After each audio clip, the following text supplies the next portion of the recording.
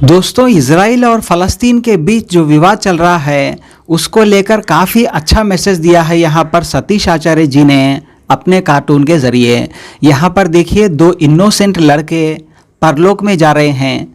एक जो अफ़गानिस्तान में मर चुका है और जो दूसरा है वो इजराइल में, और दोनों एक दूसरे से हाथ मिलाए हुए हैं, ये कहते हुए कि नो बाउंड्रीज हियर, यहाँ पर कोई सीमा नहीं, कोई भेदभाव नहीं है, जो कि दुनिया में था इजराइल में और फ़लस्तीन में, जहाँ पर राजनीतिक फ़ायदा उठाने के लिए कल तक दंगे हो रहे थे।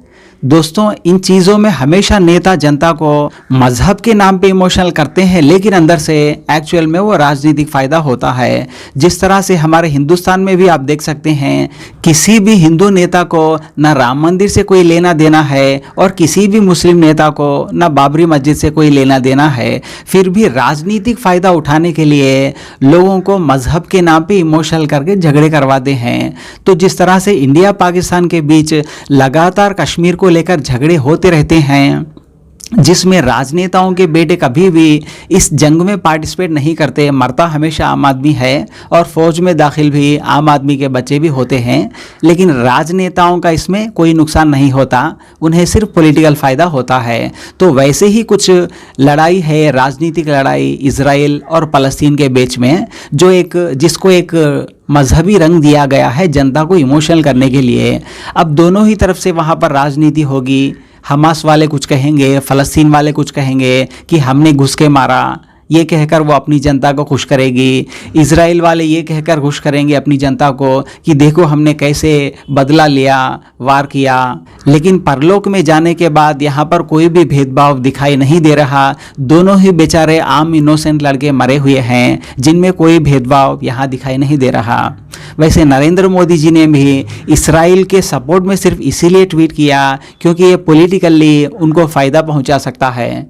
देखिए, एक बात मैं आपको बता देता हूं, आज देश के अंदर दो तरीके के लोग हो चुके हैं। एक ऐसे लोग जो मणिपुर के ऊपर चुप्पी साधे हुए थे, लेकिन आज वो कह रहे हैं कि आई सपोर्ट इजराइल, और वो कह रहे हैं कि हमें इजराइल भेज दो आप। एक बात मुझे समझ में नहीं आई कि उन लोगों ने ये क्यों नहीं लिखा, जब मणिपुर के अंदर महिलाओं को निर्वस्त्र कर घुमाया गया तो उस वक्त उन लोगों ने ये क्यों नहीं लिखा कि आई सपोर्ट मणिपुर और हमें मणिपुर भेजो, हम देश की बहन बेटियों की इज्जत और आबरू बचाना चाहते हैं। उस वक्त उन लोगों ने क्यों नहीं बोला? दूसरी बात ये कि आज जो लोग चिल्ला रहे हैं और कह रहे हैं कि इजराइल के साथ गलत हो रहा है, जरा मुझे वो इस सवाल का जवाब एक शब्द में दें कि जिस वक्त पर इजराइल के द्वारा फिलिस्तीन के बच्चों को दीवार से बांधकर उनको तोप से उड़ा दिया गया था, उस वक्त वो अपना मुंह बंद करके कहां बैठे हुए थे? उस वक्त उन्होंने क्यों नहीं बोला आई सपोर्ट फिलिस्तीन, या तब उन्होंने फिलिस्तीन के समर्थन में क्यों नहीं आए? दूसरी बात ये कि जिस तरीके से फिलिस्तीन जो है 1948 से पहले पूरा एक फिलिस्तीन था, आज जो फिलिस्तीन आप देखते हैं वो 100% फिलिस्तीन जो है 1948 से पहले था। लेकिन 1948 में जब ये प्रस्ताव यूएनओ के अंदर आया तो यूएनओ ने इसको डिवाइड कर दिया, जिसके बाद में जिस तरीके से भारत को आप देखते हैं, भारत की आकृति देखते हैं, तो भारत को दो तरीके से पाकिस्तान बना दिए गए थे। एक पाकिस्तान वो था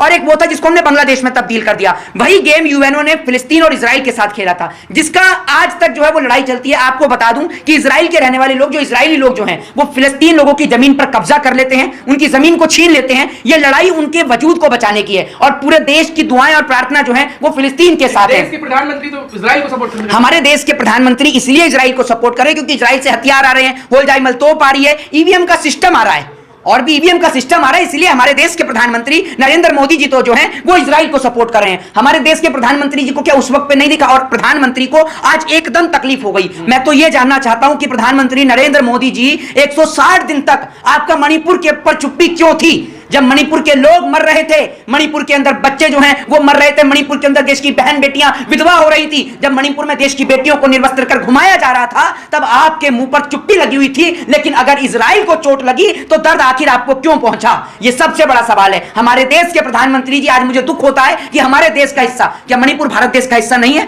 प्रधानमंत्री के इजराइल वाले बयान ने यह साबित कर दिया कि प्रधानमंत्री देश से ज्यादा विदेश से प्यार करते हैं और विदेशियों से इनको बेहद मोहब्बत है।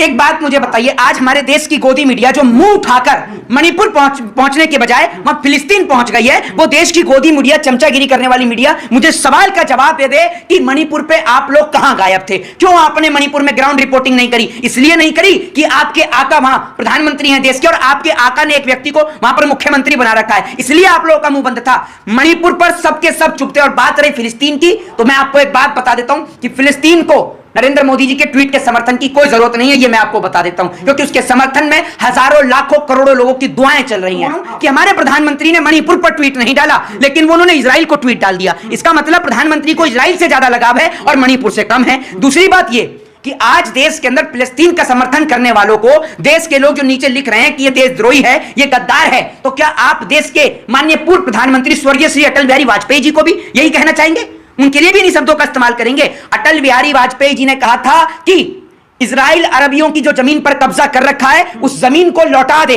ये बात मैं नहीं कह रहा, ये बात अटल बिहारी वाजपेयी जी ने कही थी। तो क्या आप उनके लिए क्या कहेंगे? उनके लिए किन शब्दों का इस्तेमाल करेंगे? सवाल का मुझे आप जवाब दें। दूसरी बात ये कि जिस तरीके से इजराइल के लोग वहां के रहने वाले फिलिस्तीनियों के ऊपर जुल्म करते हैं वो पूरा देश देख रहा है। ये कोई आज की लड़ाई नहीं है, ये बहुत पुरानी लड़ाई है। जो देश 1948 से पहले पूरा 100% हुआ करता था, आज वो मात्र 17 से 16% बचा है। क्या वो फिलिस्तीनी अपनी आजादी की जंग को ना लड़े? क्या बुज़दिलों की तरह, कायरों की तरह घर में बैठ जाएं? इजराइल में तो अपने पवित्र स्थान को मानते हैं वो। किसको? वैसी जगह को। अरे एक बात मुझे बताइए, तो कौन से धर्म के अंदर लिखा है कि छोटे छोटे बच्चों को तोप से बांधकर उड़ा दो?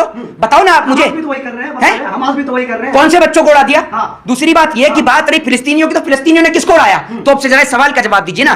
दूसरी बात यह कि जिस तरीके से वहां की तस्वीरें आ रही हैं महिलाओं को लेकर भी, तो मैं एक ही बात कहना चाहता हूं कि आतंकवादियों का कोई जाति, कोई धर्म, कोई मजहब नहीं होता है। और चाहे रिलीजन इस्लाम हो, चाहे रिलीजन हिंदुज्म हो, ये कोई भी रिलीजन जो है वो टेरर को यानी आतंकवादियों को सपोर्ट नहीं करता। ये बात मैं आपको बता दूं। कहीं भी सुन लीजिए, कहीं भी अगर बहन बेटियों की इज्जत और आबरू की बात आएगी, वो कोई भी धर्म के खिलाफ होगा। ये बात याद रखिएगा। क्या बात है सर, क्या बात है। बाय बाय, टाटा, ये बात गुड बाय, अरे गया। सर क्या बात है।